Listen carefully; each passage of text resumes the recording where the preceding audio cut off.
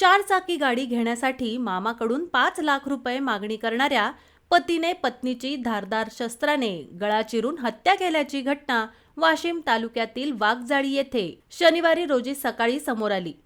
वाशिम ग्रामीण हद्दीतील फिर्यादी गजानन खंडूजी घुले यांनी ग्रामीण पोलीस स्टेशनला दिलेल्या तक्रारीवरून त्यांची भाची मृतक मेघा उर्फ रेवती गजानन शिंदे हिचा विवाह ग्राम वाघजाळी येथील गजानन बबन शिंदे याच्यासोबत 1 जून 2023 रोजी संपन्न झाला होता।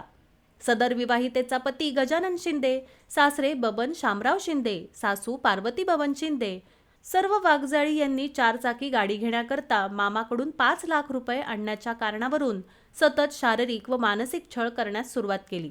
भाचीला होत असलेल्या त्रासाला कंटाळून मामाने मागील दिवाळीपूर्वी चेकद्वारे 2 लाख रुपये आणि नगदी 50,000 रुपये दिले असताना सुद्धा आरोपींनी रेवती हेला त्रास देणं सुरूच ठेवलं।